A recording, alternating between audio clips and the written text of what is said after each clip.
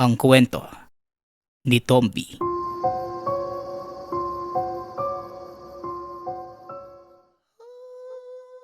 Ang kwentong ito ay hango sa totoong buhay. Mula ito sa isa nating tagapakinig na itago na lang natin sa pangalang JM. Walang eksaktong taon. Probinsya ng Mandaue. Kasagsagan ng malakas na ulan ng mga oras na yon. Abala si Lolo Pat sa pag-ayos ng kanilang tahanan dahil naghanda ito sa paparating na bagyo. Habang tinatalian ang bubong ng kanilang tahanan, napansin ni Lolo Pat na tila may kung anong bagay na bumagsak sa likuran ng bahay. Matapos masigurado na maayos na ang pagkakatali, kagad itong nagpunta sa likod bahay upang tignan kung ano nga ba ang bumagsak. Pagkarating sa likod bahay, kagad napansin ni Lolo Pat ang isang espadang nakatusok sa isang malaking bato. Nagtataka ang matanda dahil wala naman ito dati doon. Dahil sa kuryosidad, kagad na lumapit si Lolo Pat at sinubukang hawakan ang espada. Ngunit napaso lamang ito. Naramdaman ni Lolo Pat ang kakaibang enerhiya na nanggaling sa espada. Huminga ng malalim ang matanda at muli itong hinawakan upang tanggalin sa bato kung saan nakatusok. Kaya ko ito. Gabayan mo ko, aking Panginoon. Wika ni Lolo Pat. Hanggang sa nahugot nito ang espada mula sa bato. Umilaw ang mga mata ng matanda na tila kagaya sa kidlat. Dumaloy sa katawan nito ang kakaibang enerhiya. Narinig naman ni Nanay Jazz ang malakas na sigaw ng ama. Kaya naman sa pag-aalala ay kagad itong pinuntahan. Kitang-kita niya ang usok na mula sa katawan ng ama at ang pag-ilaw ng mga mata. Tay, ano po bang nangyayari sa'yo? Bakit kakaiba yung aura mo? Tanong ni Nanay Jazz. Nang mga panahong iyon ay dalaga pa ang ina. Nang marinig ni Lola Mika ang boses na magama, kagad itong sumunod sa anak at hindi na naabutan ang kakaibang nangyari sa asawa. Bakit ba ang ingay nyo dito? Kanina ko pa kayo naririnig doon sa loob. May nangyari ba? Tanong ni Lola Mika. Napukaw ang mata nito sa espadang hawak ng asawa. Yan nga po yung tinatanong ko kay Tatay, Nay. Kaso, hindi naman po siya sumasagot. Dinig na dinig ko po yung malakas niyang sigaw tapos nagdadasal pa. Wika ni Nanay Jazz. Saan mo ba nakuha ang espadang yan? Tsaka bakit ka sumisigaw kanina pa? Muling tanong ni Lola Mika. Nakita ko lang ito dito sa likod ng bahay. Hindi ko alam kung saan ang galing. Pero parang merong kakaiba eh. Tugon ni Lolo Pat. Baka naman po sa mga kapitbahay natin yan, Tay. Tanungin mo po kaya. Mamaya mapagbintangan ka pang magnanakaw. Wika ni Nanay Jazz. Napatango na lamang ang ama. Kahit alam nitong hindi pangkaraniwan ang espada ay tinanong pa din ni Lolo Pat ang mga kapitbahay. Ngunit ni isa sa mga ito, walang nagmamay-ari sa espadang nakuha. Kanino kaya yung espadang yan? Mukhang hindi nga sa kapitbahay natin. Dahil nang tanungin ko sila, hindi naman daw kanila yan. Wika ni Lola Mika. Baka galing sa langit, Nay. Nakita ko po kanina, umiilaw yung mata ni Tatay, kagaya sa kidlat. Tapos umuusok po yung katawan niya. Tugon ni Nanay Jazz. Yan nga din ang hinala ko, anak. Habang nag-aayos kasi ako ng bubong, napansin ko na may bumagsak sa likuran. Tapos nakita ko ang espada na yan na nakatusok sa bato. Tugon ni Lolo Pat. Natahimik ang pamilya. Kapwa napaisip ang mga ito sa posibleng pinanggalingan ng espada. Baka naman sa mga engkanto yan. O hindi kaya naman kalooban sa'yo ng Diyos? Wika ni Lola Mika. Baka naman tay may kapalit yan. Tulad nung kay Mang Bernard. Nakakuha siya ng pangil ng kidlat. Pero ang kapalit naman nun, buhay ng anak niya. Tugon ni Nanay Jazz. Hindi naman siguro anak. Si Bernard, siya mismo ang umakyat ng bundok at kumuha ng mutya sa kinalalagyan nito. Ganun talaga siguro. Tugon ni Lolo Pat. Tama ang anak natin. Mas mabuti siguro kung ibigay mo yung espada sa kinauukulan para naman makaiwas tayo sa anumang maaaring sumpang dala niyan. Mahirap na at nasa huli ang pagsisisi. Dagdag ni Lola Mika. Natahimik si Lolo Pat at muling tumingin sa espada. Napabuntong hininga saka sumagot. Kung yan talaga ang dapat at gusto nyo gagawin ko. Dahil pareho naman kayong may punto. Wika ni Lolo Pat. Matapos ang pag-uusap na yon ay nagpahinga na ang pamilya. Kinabukasan, pagising ni Lolo Pat ay kagad dinala nito ang espada sa kanilang barangay at iniwan sa kapitan. Napapaisip si Lolo Pat sa naging pasya. Ngunit nagdesisyon itong umuwi sa kanilang tahanan. Tay, saan po kayo nanggaling? Kanina ka pa po namin hinihintay ni nanay dahil mag-aagahan na po. Tanong ni Nanay Jazz. Dinala ko sa barangay yung espada at binigay ko mismo kay kapitan. Para sila na ang bahala doon. Kung ano gagawin nila. Tugon ni Lolo Pat. Ano bang sinasabi mong matanda ka? Nandito ang espada Pinagloloko mo ba kami? Wika ni Lola Mika. Nanlaki ang mga mata ni Lolo Pat nang makita ang espada na maayos ang pagkakatusok sa pinaglalagyan. Imposibleng nariyan pa ang espada. Dinala ko na yan kay kapitan. Baka naman namamalikbatalan tayo. Wika ni Lolo Pat. Langya ka naman, Pat. Paanong namamalikmata Tatlo na tayong nakakakita. Sabihin mo, nagsasabi ka ba sa akin ng totoo? Tugon ni Lola Mika. Napakamot sa ulo si Lolo Pat at tumango. Mas mabuti pa sigurong dalhin nating tatlo ang espada na yan para hindi kayo naghihinala sa akin at nang makausap niyo mismo si kapitan. Wika ni Lolo Pat. Kagad na kinuha ng matanda ang espada at buong pamilya silang nagpunta sa barangay. Laking gulat ni Nanay Jazz dahil nagsasabi ng totoo ang ama. Iniwan muli ng mga ito ang espada.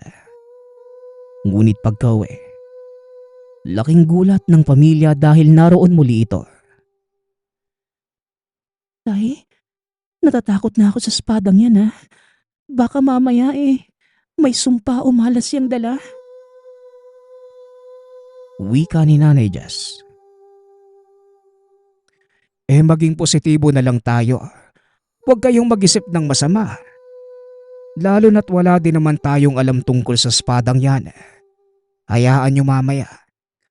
Dadalhin ko sa albularyo ang espada para malaman kung ano ba talaga ang misteryong buwabalot dyan. Wika ni Lolo Pat.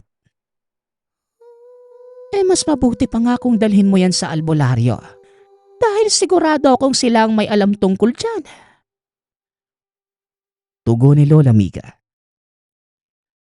Matapos mag-usap ay tinapos lang ni Lolo Pat ang ginagawa sa tahanan. Kahit malakas pa ang ulan, Dali-dali itong nagpunta sa tahanan ng albularyo.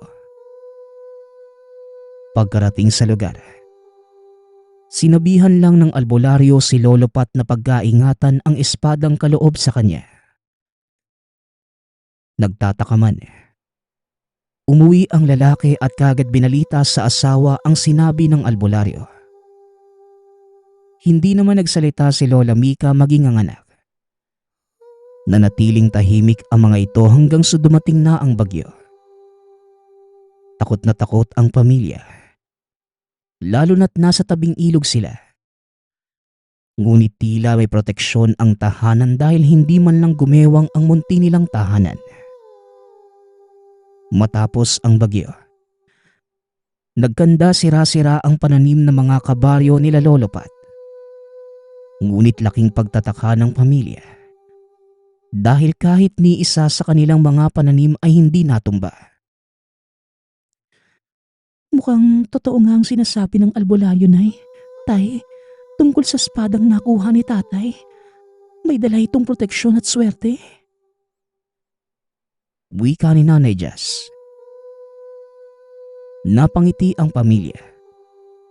Nang dahil sa bagyo ay marami ang nasirang hanap buhay kaya naman minabuti ng pamilya na kunin ang kanilang mga pananim. Kahit mataas ang benta nila sa mga gulay ay kagad itong naubos. Grabe naman. Naubos yung paninda natin kahit na mataas pa ang presyo ng mga gulay. Wika ni Lola Mika. Sinabi mo pa. Talaga naman mapalad tayo at baka dahil yun sa espadang ito.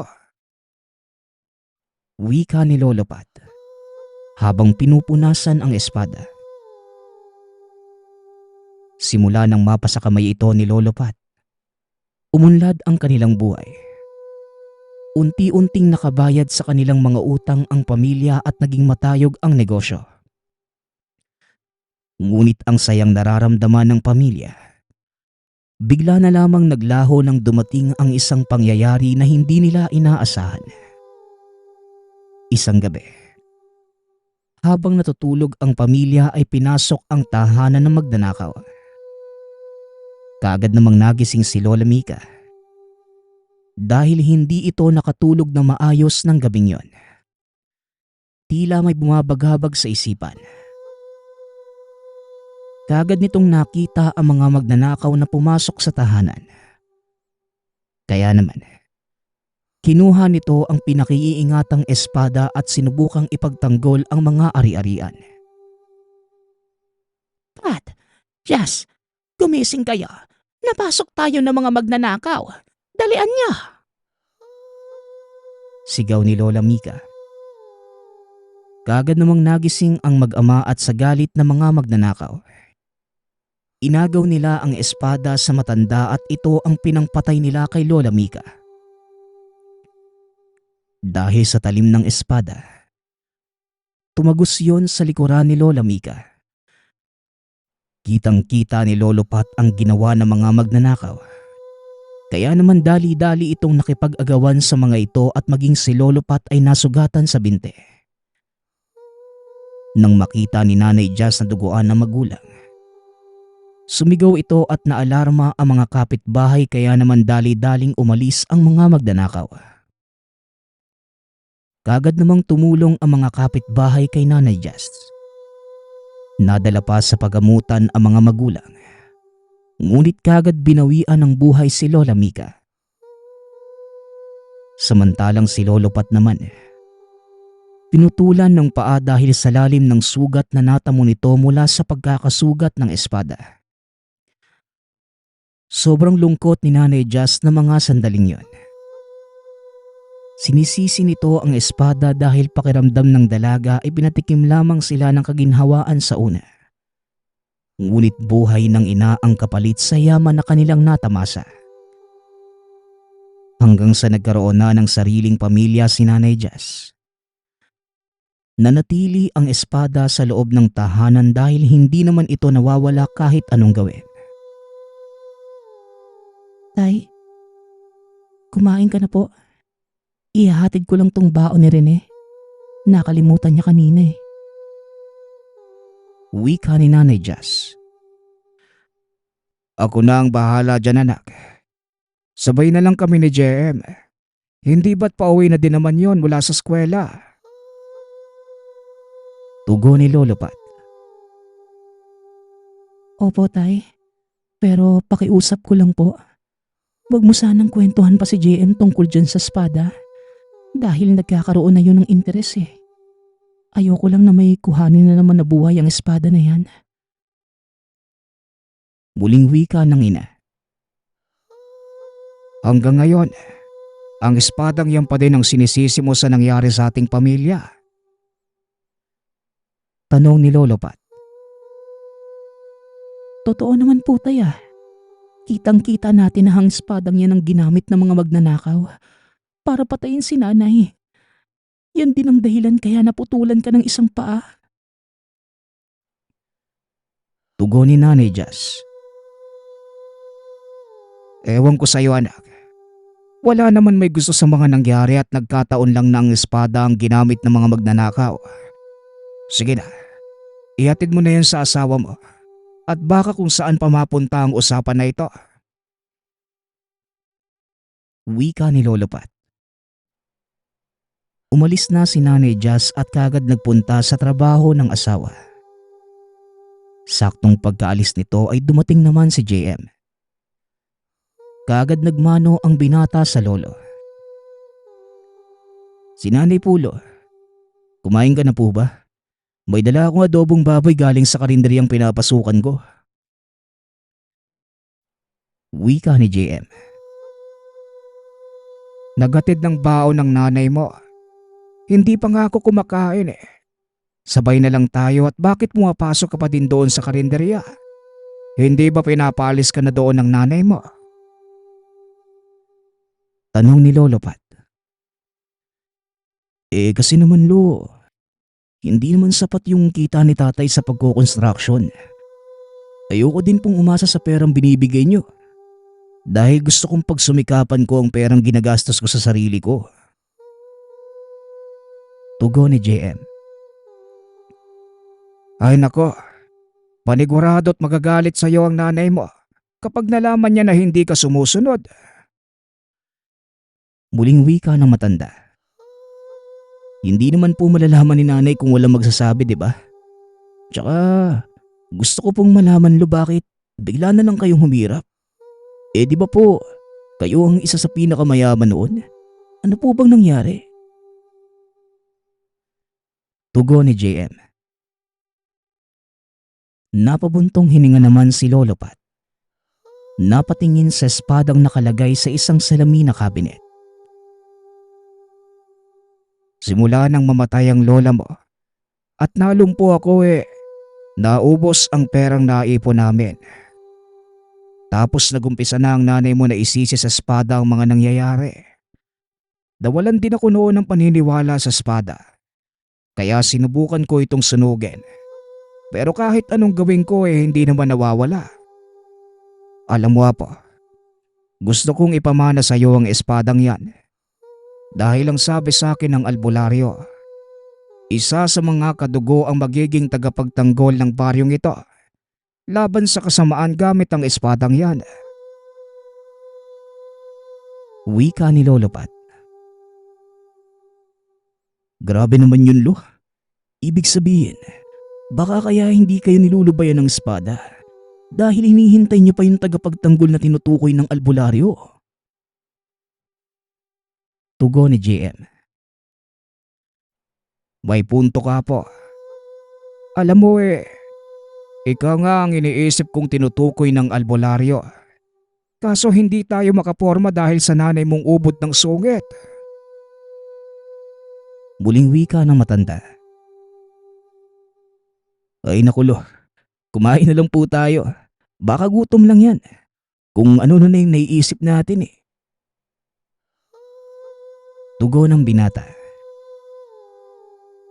Pagtapos ng pag-uusap na maglolo ay kagad nagbihis ng damit si JM saka ito nagsandok ng makakain. Tahimik lamang ang dalawa at hindi nagsasalita hanggang sa dumating si Nanay Jazz. Oh, Ang tahimik niyo naman yata. Himala at hindi kayo nagsasalita habang kumakain. Wika ni Nanay Jazz.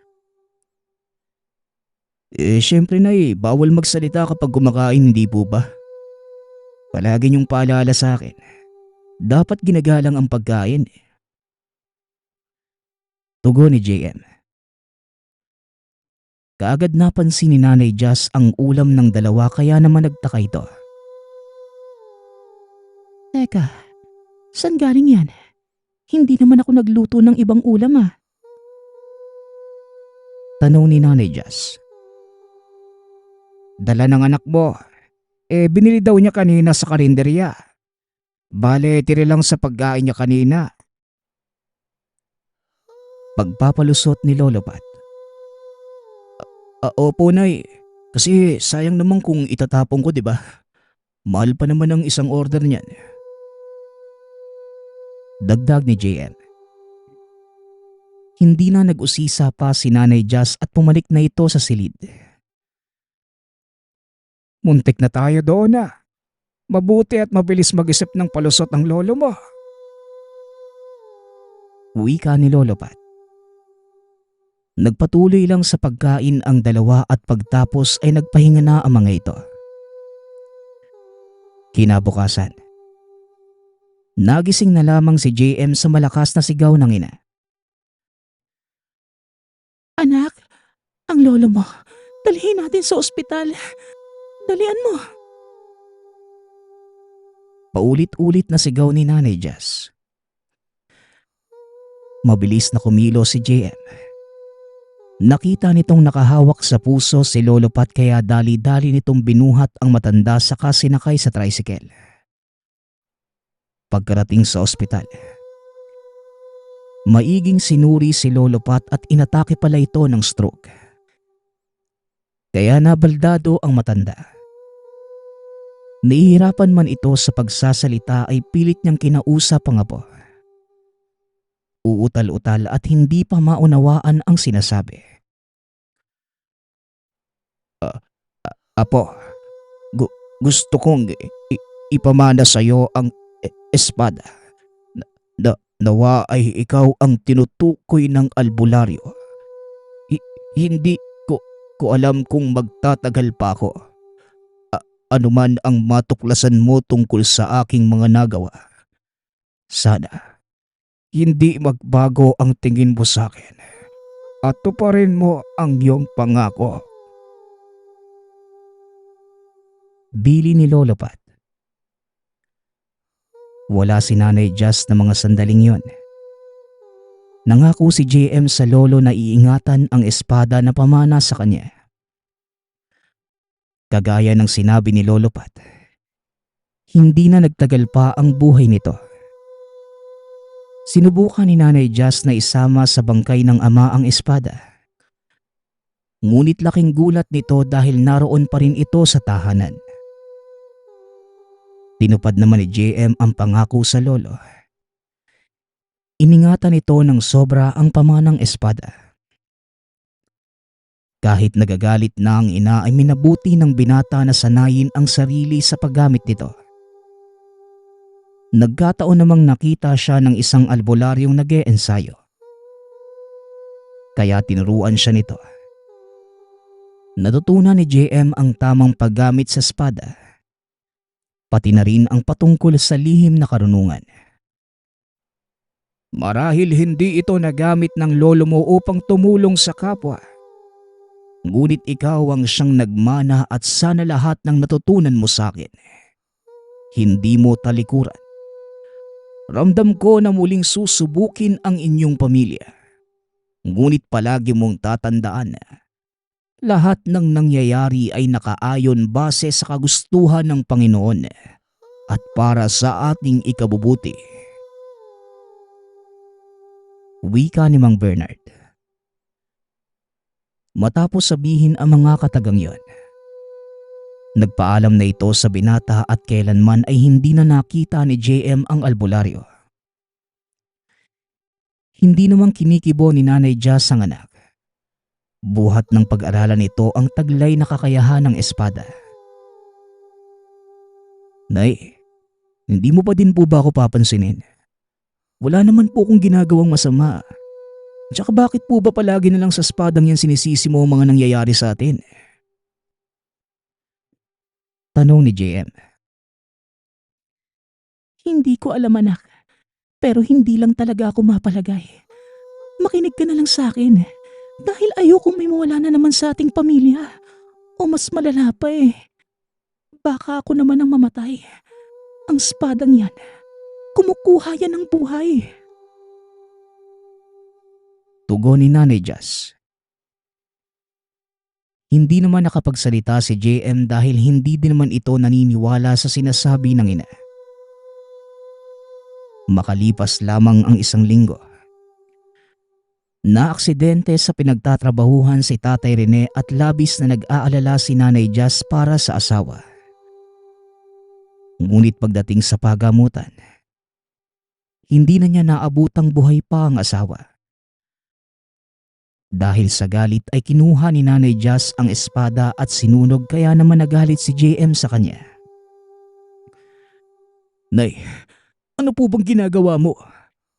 Nangako po ko kay Lolo na iingatan ko ang espadang yan. Bakit mo naman po sinusunog? Wika ni JM. Malas ang espadang yan. Nung una ang lola mo. Tapos sunod ang lolo mo. Ngayon ang tatay mo naman. Kailan ka pa maniniwala sa akin? Kung pati ako, mawawala na din. Tugon ni Nanay Jazz. Natahimik naman si JM sa sinabi ng ina. Hindi na lamang ito nangelampas sa ginagawa ni Nanay Jazz. Iniwan niya ito at bumalik sa tahanan.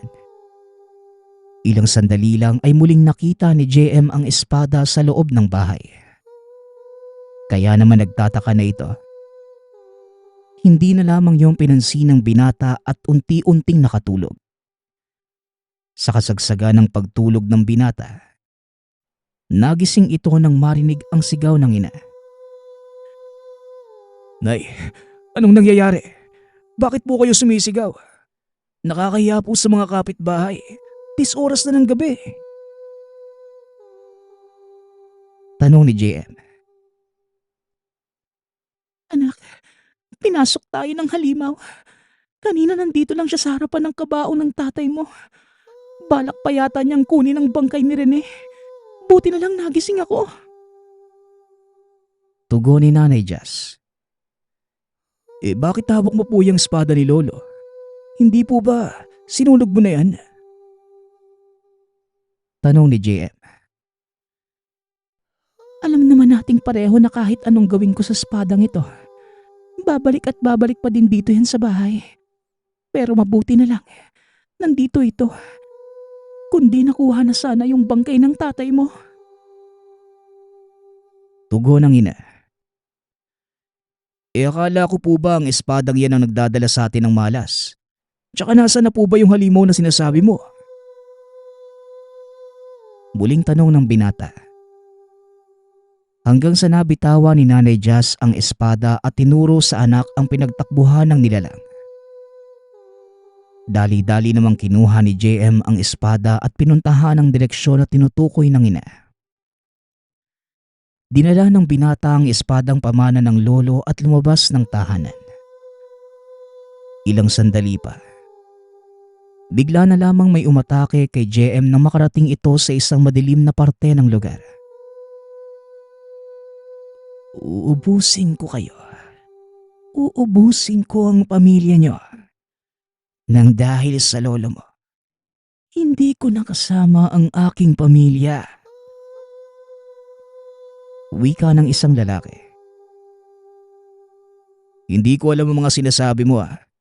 Pwede bang magpakilala ka muna? At bakit parang balak mo pa yatang kunin yung bangkay ng tatay ko? Aswang ka ba? Tanong ni JM. Ako nga pala si JP. Anak ng mag-asawang balbal na pinaslang ng lolo mo para sa ginto. Sigaw ni JP. Nanlaki ang mga mata ni JM sa sinabi ng lalaki. Ilang sandali pa. Naalala ni JM ang sinabi ng lolo bago ito pumanaw. Hindi kaya ito ang tinutukoy ni lolo na nagawa niya? Teka, ano ba talagang nangyayari? Hindi ko alam ang mga sinasabi mo. Pwede ba? Ipaliwanag mo sa akin para malinaw ang lahat. Wika ng binata. Ang lolo mo ay naging kaibigan ng mga magulang ko. Takot ang mga magulang ko sa kanya dahil siya ang may tangan ng espada mula sa mga diwata. Pero ginamit niya ang kahinaan na yon ng magulang ko. Pinatay niya ang mga ito at kinuha ang aming kayamanan. Kaya naman bilang ganti, pinatay ko ang asawa niya. Ipinangako ko sa sarili kong hindi ako titigil hanggat hindi ko nauubos ang pamilya niyo. Tugon ni JP. Sa puntong yon, naging malinaw na ang lahat para kay JM. Pero, anong kinalaman namin sa kasalanan ni Lolo? Hindi pa ba sapat na yumao na siya? Para kalimutan mo ang lahat? Wika ni JM. Hindi ako titigil hanggat may nakikita akong natitira sa pamilya niya. Papatayin ko kayong lahat. Tugon ni JP. Mabilis itong nagpalit ng anyo. Wala nang nagawa pa si JM kundi ang kalabanin ng aswang. Dahil yun na lamang ang paraan upang matahimik ang buhay. Isiniwalat lahat ni JP kaya naman nalaman ni JM ang katotohanan sa likod ng kamalasan na nangyari sa pamilya. Dali-daling sumugod ang aswang. Sinugatan niya ito at sinubukan na patayin ang binata ngunit mabilis itong nakaiwas. Hindi ako papayag na magtagumpay ka sa mga plano mo. Anong kasalanan namin para idamay mo kami sa nakaraan nyo ng lolo ko? Wala kaming ginawa sa'yo. At patay na din si lolo. Sapat ng kabayaran nyo sa nagawa niya sa pamilya mo. Kaya dapat lang, itigil mo na yung kalokohang to. Wika ni JM. Nagpatuloy ang dalawa sa pagpapalitan ng atake. Ngunit ni isa sa kanila ay walang nais magpatalo. Ilang sandali pa ay nahawakan ni JP si JM kaya naman nabitawan ng binata ang hawak na espada. Hindi makapag-usal ng orasyon ang binata dahil mahigpit ang pagkakasakal sa kanya. Halos mawalan na ng hininga si JM. Samantala, nagtataka na si Nanay Jazz dahil hindi pa din bumabalik ang anak. Kaya naman ang dumami ang nakikilamay. Kaagad namang sinunda ni Nanay Jazz ang anak. Nang makarating sa madilim na parte ng baryo, napansin ni Nanay Jazz ang mga patak ng dugo sa lupa at ang espada na dala ng anak. Kaagad itong dinampot ng ina. Sinunda ng mga patak ng dugo hanggang sa nakarating sa bakanting lupa. Nakita ni Nanay Jazz na nakatali ang anak sa isang puno at hawak ng aswang. Akmang itatarak na nito ang matutulis na kuko. Mabilis na nasaksak ni Nanay Jazz sa likuran ang nagtangka sa buhay ng anak. Nang bumagsak sa lupa si JP. Ay pinakawala ni Nanay Jazz si JM na duguan at napakaraming sugat sa katawan. Nay, alam ko na po ang katotohanan. Hindi po yung espada ang may gawa ng mga kamalasan sa pamilya natin, kundi si Lolo mismo. Wika ni JM. Ano bang sinasabi mo, anak? Patay na ang lolo mo. At sino ang halimaw na yan? Bakit kanya tinali sa puno at balak ka pang patayin? Tanong ni Nanay Jazz. Siya po si JP na anak na mag-asawang balbal na pinatay ni Lolo para sa ginto. Hindi ko po alam kung totoo ang mga sinasabi niya. Pero inamin niya na siya ang dahilan kaya namatay si Lola. Siya din ang naglagay ng sakit kay Lolo.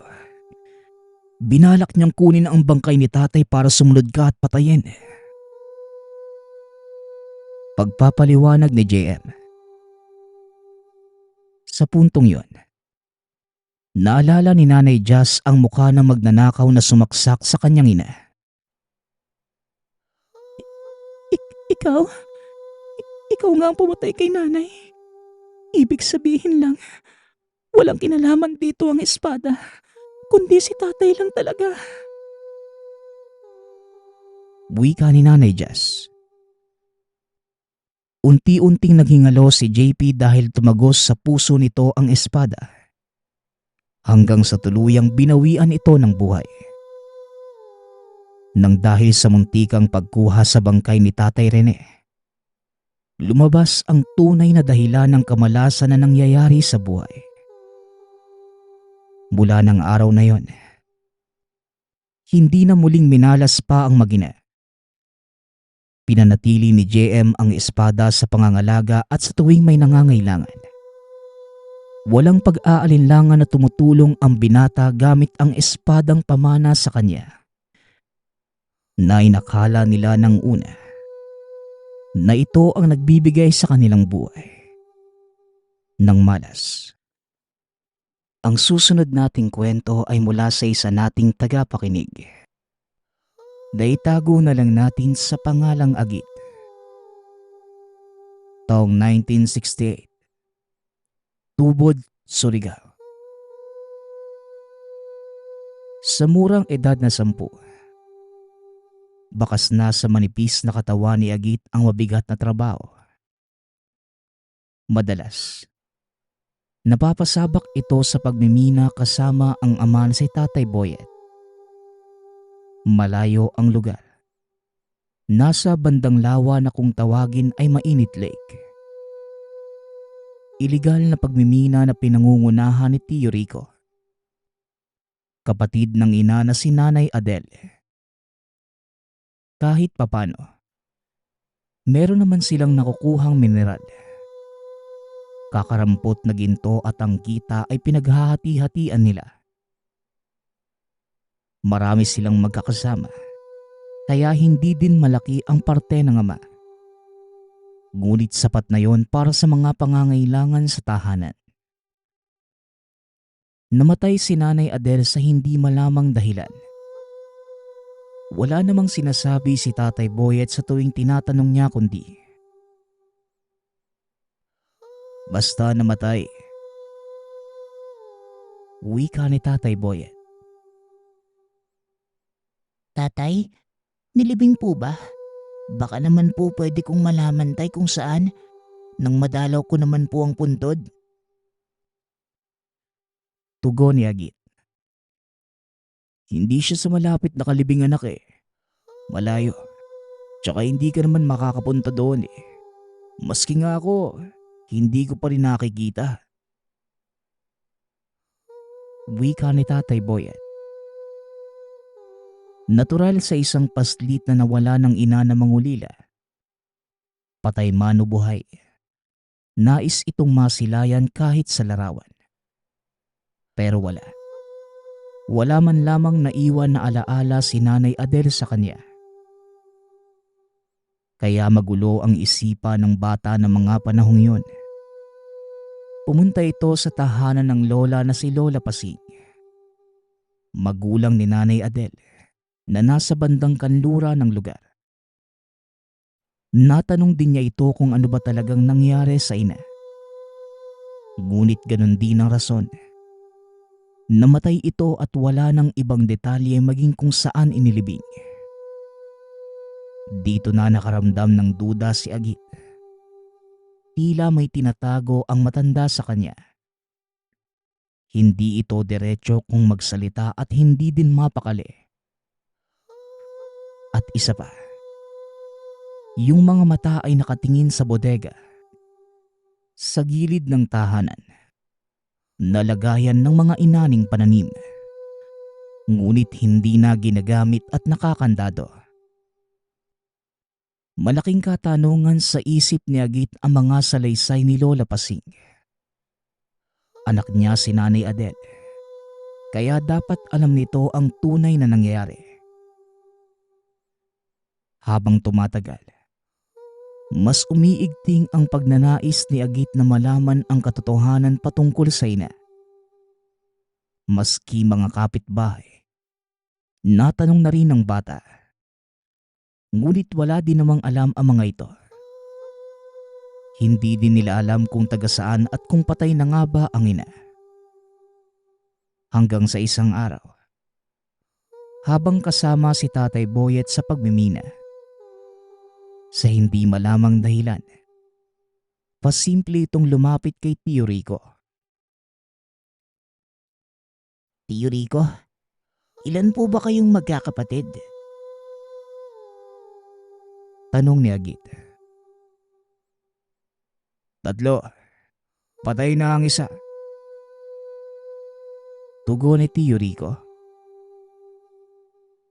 Sino po yung namatay? Muling tanong ng bata. Si Rosita. Inatake sa puso eh. Tugon ni Tio Rico. Nang marinig ni Agit ang sinabi ng tiyuhin, nagtayuan ang balahibo sa katawan.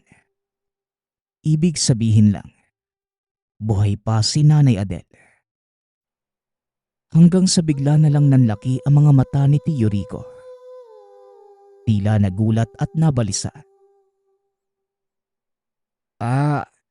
Pati din pala si Adele patay na. Hehe. Kaya ako na lang ang mag-isa. Wika ni Tio Rico. Subalit naging kahina-hinala ang kilos nito. Paglingon niya sa ama, nakita ni Agit na pinandidilata nito ng mata si Tio Rico. Hindi naman nagpakita ng negatibong reaksyon si Agit. Alam niya sa sarili, totoo ang mga hinala. May lihim na tinatago sa kanya ang pamilya. Kaya napatango na lamang ang bata at hindi na nagsalita. Hindi na mapalagay si Agit.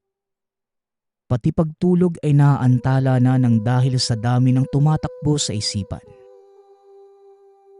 Mula noon, hindi na niya tinanong pa ang ama. Kusang hinanap ni Agit ang ina. Hanggang sa mapabalik muli siya sa tahanan ni Lola Pasing. Napag-utusan ito ng ama na maghatid ng ilang kilong bigas. Ipinagbilin niyo ni Tio Rico kay Tatay Boyet. Nang makarating ang bata sa lugar, wala nang tao sa bahay ni Lola Pasing. Bukas ang pinto ngunit kahit anong tawag sa matanda, walang tumutugon. Naisip ni Agit na baka may lakad si Lola Pasing. Inantay niya muna ito ng sandali. Ngunit inabot na siya ng tanghali. Hindi pa rin dumarating si Lola Pasing. Nakaramdam na ng pagkabagot si Agit. Napili niyang umuwi na lamang. Iniwan ang bigas sa beranda kaso pagkababa niya sa tahanan ng lola, nakarinig siya ng mahinang boses sa loob ng bodega. Tila may tao sa loob, ngunit nakasara naman ito. Inilapit ng bata ang tenga sa dingding. Pinakinggang maigi. May narinig siyang kaluskos sa loob at mahinang pagnguya. Hindi na napakali si Agit. Sinubukan niyang buksan ang pinto. Ngunit matibay ang pagkakandado. May maliit na siwang sa bandang bubungan. Kumuha siya ng bangko at pinatungan ito ng kahon para maabot ang siwang. Ngunit pagsilip niya sa loob, gano'n na lamang ang pagkagulat ni Agit nang makita ang sobrang dumi na tao. Amoy na amoy pa niya ang baho na sumisingaw doon sa siwang. Tinitigan niya itong maigi. Hanggang sa rumihistro sa paningin niya na isa itong babae. Sa tansya niya, sakto lamang ang edad at yung buhok ay tila kugo na nabalot ng putik. Mukha itong hindi naligo ng ilang buwan at may kung anong sinusubo sa bibig. Hanggang sa gumalaw yung babae at nakita niya ang muka. Kamuntikang malaglag si Agit dahil sa takot. Purong itim ang mga mata ng babae. Yung bibig naman ay nababalot ng mga likidong kulay pula. Hanggang sa nasilayan niya yung hawak nito. Isang pusa na halos mahati na ang katawan. Nakatiwangwang ang bituka at usli ang tadyang. Habang yung babae naman, tila nakikiramdam sa paligid. Sumisinghot at gumagapang. Ngunit hanggang doon lamang sa gitna dahil may kadenang nakatali sa bewang nito. Hanggang sa bigla itong tumingin kung saan nakasilip si Agit. Dali-dali siyang yumuko at dahil sa takot ay naihi sa salawal. Ilang sandali pa. Muling sumilip si Agit. Nakita niya na may bitbit na tela ang babae na tila korteng bata. Dinuduyan niya ito sa mga bisig. At nang marinig ni Agit ang mahinang pagkanta nito, kung hindi siya nagkakamali, ito ang matagal nang hinahanap na ina. Sapagkat sa awit ay binanggit ang kanyang pangalan. Ilang beses yung inulit sa pagkanta. Patuloy naman sa pagdaloy ang luha sa mga mata ni Agit. Hindi niya alam sa sarili kung matutuwa ba siya o maaawa. Dito may natuklasan si Agit. Alam na niya kung bakit nililihim ng ama ang patungkol kay Nanay Adele. Dahil nabaliw pala ito. Bumaba si Agit. Sumandal sa dingding ng bodega at patuloy na pinapakinggan ang awit. Dinudurog ang puso ng mga sandaling yun. Hanggang sa hindi niya napigilang mapahagulgol. Sabik na sabik itong yakapi ng ina. Pero naisip din niya ang sitwasyon. Lalo na't nakakakilabot ang natunghayan. Ilang sandali pa. Nakita niya si Lola Pasing na paparating. Nagtago sa likod ng bodega si Agit. Dumapa sa damuhan at nakita ang matanda na tila nakikiramdam sa paligid. Pumasok ito ng tahanan habang si Agit naman. Tiniis ang sitwasyon habang nakatago. Napakabaho ng likod ng bodega. Amoy pinaghalong dumi ng tao at panghe. Ilang sandali pa. Nakita na niyang buwaba ng bahay si Lola Pasing at dumiretso sa bodega. Narinig niya ang pagkalampag ng pinto at kalansing ng kandado. Hanggang sa lumangit-ngit ang tarangkahan at kasunod nito, ang pagsigaw ni Nanay Adele sa loob. Tila may hinampas dito at rinig na rinig ni Agit ang bawat pagdaing. Bakit mo pinatay yung pusa? Demonyo ka! Dapat pinatay na lang kita. Kung hindi lang kita anak. Impakto! Wika ni Lola Pasing. Aray ko po. Nasasaktan po ko, Nay. Hindi ko kasalanan na maging ganito. Gutom na po ko, Nay. Tugon ni Nanay Adele. Kasalanan mo yan. Kasalanan mo naging ganyan ka. Kung nakinig ka lang sa akin noon, na huwag sumama sa lalaking yon, eh di sana, hindi ka nahawa sa kanya. Binalaan na dati kita, anak. Anong sabi ko? Aswang si Manuel, pero hindi ka nakikinig. Pinapairal mo ang nararamdaman mo sa kanya at hindi mo iniisip ang magiging kinabukasan mo. Tapos ano? Tapos na anakan ka pa. Mabuti na lang at naintindihan ka ni Boyet. Kinupkup niya ang bata makaiwas lang sa'yo. Hindi ko alam. Baka balang araw ang naging bunga niyo ni Manuel, magiging impacto din. Dagdag ni Lola Pasing. Lahat ng yon ay rumihistro sa diwa ni Agit. Tila binuhusan siya ng malamig na tubig. Hindi nakagalaw o tumigil panandalian ang mundo. Nabalisa at nakaramdam na matinding pagkalito. Hindi pala siya tunay na anak ni Tatay Boyet at aswang ang tunay na tatay. Naintindihan na niya kung bakit. Ganun na lamang ang paglilihim sa kanya na mag-anak. Ayaw nilang malaman ang tunay niyang pagkatao.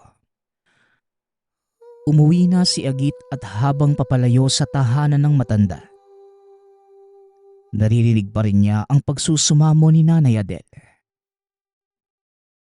Patuloy sa pagluha ang mga mata ng bata. Nagmistulang kaluluwang naglalakad si Agit. Galit, lungkot, pananabik at pagkaawa ang naglalakbay sa isipan ng bata. Nang makarating sa tahanan, sinalubong pa ito ni Tatay Boyet at nagtanong kung bakit natagalan. Ngunit hindi sumagot si Agit. Ni hindi din tinignan si Tatay Boyet. Dumiretso lang ito ng lakad. Pumasok ng silid at nagtalukbong ng kumot. Habang si Tatay Boyet naman, sobrang nagtataka sa kanya. Kaya dali-dali itong pinuntahan sa silid. Anong problema, anak? Parang magayata mga mata mo. Huwag kang magtalukbong dyan. Kausapin mo ko. Wika ni Tatay Boyet. Ngunit hindi pa rin tumugon si Agit. Nanatiling tahimik hanggang sa lumabas na lamang ng silid si Tatay Boyet. Kinagabihan, hindi pa rin lumalabas ng silid si Agit. Nag-aalala na si Tatay Boyet na mga sandaling yon. Tinawag niya ito para maghapunan ngunit hindi pa rin sumasagot. Nagkaroon na ng kakaibang hinala si Tatay Boyet. Maaaring alam na ng bata ang katotohanan sa tunay na pagkatao. Pumasok ng silid si Tatay Boyet. Umupo sa gilid ng katre. Ngunit nang sasabihin na sana ang lihim. Bakit hindi niyo po sa akin sinabi, Tay? Bakit kailangan pang ilihim? Maiintindihan ko naman po. Alam ko nang buhay pa po si Nanay Adel. Nakakulong po siya doon sa bodega. Hindi din po ikaw ang totoong tatay ko. Bakit niyo ginawa sa akin yun? Pinahirapan niyo lang ako. Wika ni Agit. Natulala si Tatay Boyet. Naunahan siya ng bata at hindi niya malaman kung anong irarason. Kasi anak, yun ang bilin sa akin ng lola mo. Noon pa man, gusto ko nang sabihin sa iyo yung katotohanan. Pero mas pinili kong itago at ikaw na lang ang kusang tumuklas. Hindi ko naman inaasahan na mapapaaga pala ang pag-alam mo. Oo anak, hindi ako ang tatay mo. Pero kahit kailanman hindi kita tinuring na iba. Binahal kita kagaya ng pagmamahal ng tunay na magulang. Anak, isa ako sa umiibig sa nanay mo. Pero hindi ako ang napili niya. Doon pa siya sumama sa lalaking aswang. Pero anak, naging aswang din ang nanay mo. Hinawaan siya ni Manuel. At ang masaklap, iniwan din siya nitong buntis. Ikinulong ng lola mo si Adel doon sa bodega. At nang ipinanganak ka, ipapatapon ka sana ng lola mo sa lawa. Pero syempre humadlang ako. Gusto kong kupkupin ka. Dahil kahit papano, maipadama ko ang pagmamahal ko hindi lang sa'yo, kundi pati na rin sa nanay mo. Sana patawarin mo ko, anak. Pagsasalaysay ni Tatay Boyet. Bumigay si Agit. Nagpatuloy sa paghagulgol. Niyakap niya si Tatay Boyet na mahigpit. Ipinadama din ang pagmamahal. Pero hindi mawala sa konsensya ni Agit ang sitwasyon ni Nanay Adele. Kaya naman, Tay, tulungan po natin si nanay. Tingin ko po, mabuti naman siya kahit aswang siya eh. Pakawalan po natin siya sa bodega. wika ni Agit. Noon pa man, anak, binala ko na yan. Gusto kong palayain ang nanay mo. Pero natatakot ako eh. Baka kunin ka niya sa akin. At maaaring may gawin siyang hindi maganda sa'yo. Aswang yun, anak. Pumapatay sila at kumakain ng tao. Tugon ni Tatay Boyet. Tay, sobrang naawa po ko kay nanay eh. Pakiusap po. Pagsusumamo ni Agit. Pero marami na mga taong naperwisyo ng aswang, anak. Kung kukunin man natin siya. Tapos ano? Ibabahay natin ang nanay mo dito? Delikado, anak. Pero para sa'yo. Sige. Gagawin ko. Wika ni Tatay Boyet. Gumaan ang loob ni Agit. Pero hindi nawawala sa kanya ang takot. Ngunit kahit ganon, nanaig pa rin sa bata ang awa. Kaya ng gabing yon, naghanda ng itak si Tatay Boyet at martilyo. May buntot pagi din itong dala at sinabing, yon ang ginamit ni Tio Rico noong sinumpong si Adele ng pagiging aswang. Ibinigay ito ng tiyuhin upang depensahan ang bata kung sakaling bumisita ang aswang na si Manuel. Tay, sasama po ako ah. Wika ni Agit. Huwag na, anak. Mapanganib ang gagawin ko. Gabi na at malakas ang aswang sa ganitong oras. At isa pa, mahati lang ang atensyon ko, anak.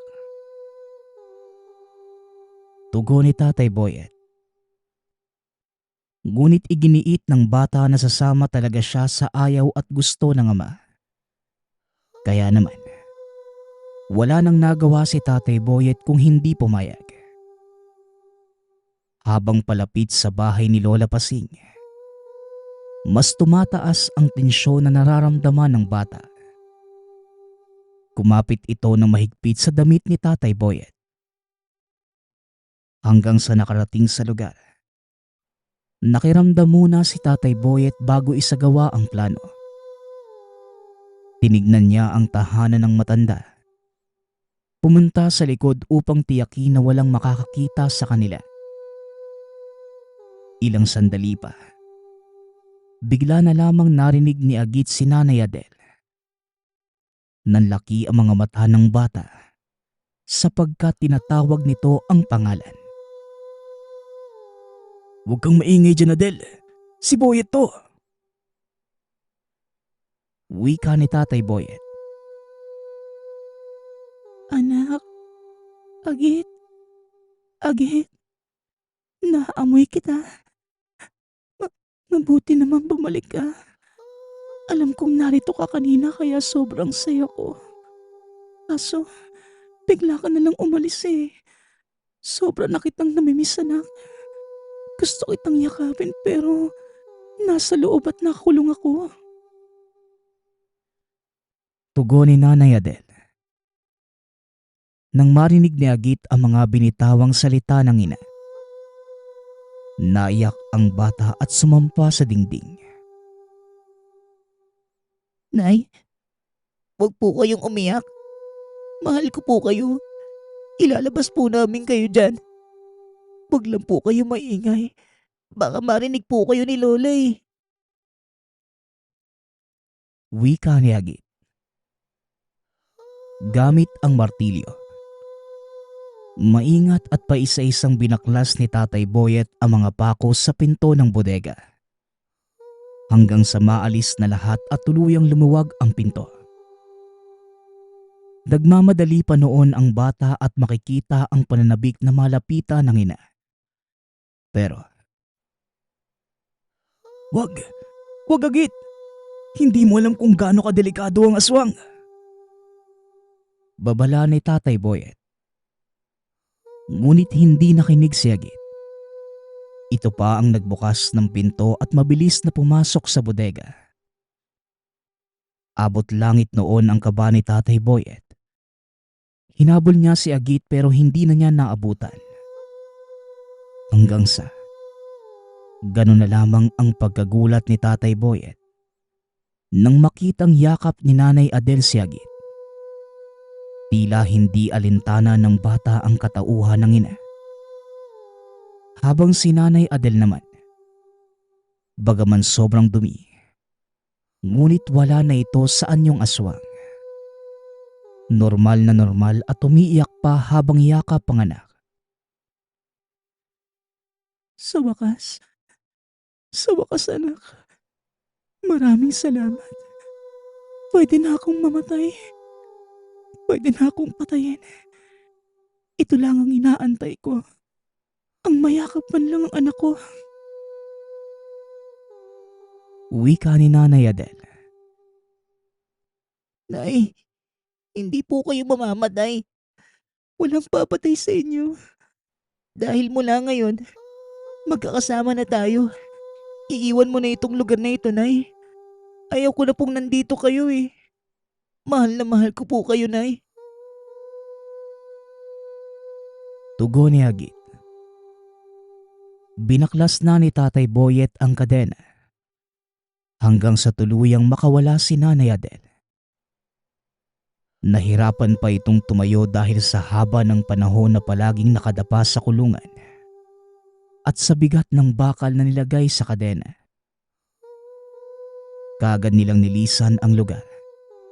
Dumiretso sa tahanan at doon nila pinaliguan si Nanay Adel. Bakas sa katawan nito ang napakaraming pilat at putol pa ang 3 daliri sa kamay. Napaiyak na lamang si Agit. Nailalarawan niya ang hirap na sinapit ng ina. Adel, hindi ko gusto ang nangyayari. Pero matagal ko nang hinahangad na magkita kayo ng anak mo. Natatakot lang ako eh. Baka mabunyag ang lahat na matagal na sanang lihim. Hindi sa atin, kundi sa mga taong nakatira dito sa lugar. Kaya, Wika ni Tatay Boyet. Kaya ano po, Tay? Palalayasin mo po si Nanay? Ganun po ba? Sasama po ako sa kanya. Kahit aswang pa siya. Hindi po ako natatakot. Tugon ni Agit. hindi anak, hindi ko papalayasin ang nanay mo. Mahal ko siya noon pa man. Alam niya yun. Kaso nga lang, iba ang pinili niya. Ang sa akin lang, kapag sinabi ko na gusto kong lisanin ang lugar. Sasama ka ba, Adel? Sasama ka ba sa akin? Alam kong hindi mo ko mahal kaya tinatanong muna kita. Pero para sa akin, kahit anong mangyari, poprotektahan ko kayong mag-ina sa abot ng makakaya ko. Wika ni Tatay Boyet na nagpatahimik at nagpatulala kay Agit, maging kay Nanay Adel. Sapat na sa akin ang pag-aalaga mo sa anak ko. Sapat na para pagkatiwalaan ka at mahalin. Pero bakit mo sinasabi yan? Ako nga ang dapat magtanong eh. Kung kaya niyo ba ako makasama ng ganito? Pero isa lang ang sinisigurado ko. Kontrolado ko ang sarili ko at kaya kong pigilan ang pagiging aswang. Tugon ni Nanay Adel. Hindi na nakapagsalita pa si Tatay Boyet. Mabilis na nag-impake ng gamit at tumulong na rin si Agit. Nilisan nila ang lugar. Doon sila nanirahan sa gitnang Mindanao. Sa lugar mismo ni Tatay Boyet. Sobrang saya ni Agit ng mga sandaling yun. Kasama niya ang ina at kasundo pa si Tatay Boyet. Nagtiwala naman ang ama kay Nanay Adele. Totoo palang kontrolado nito ang pagiging aswang. At kung susumpungin, kaya ni Nanay Adele na pigilan ang paghahayok sa laman. Nanatiling normal ang buhay nila.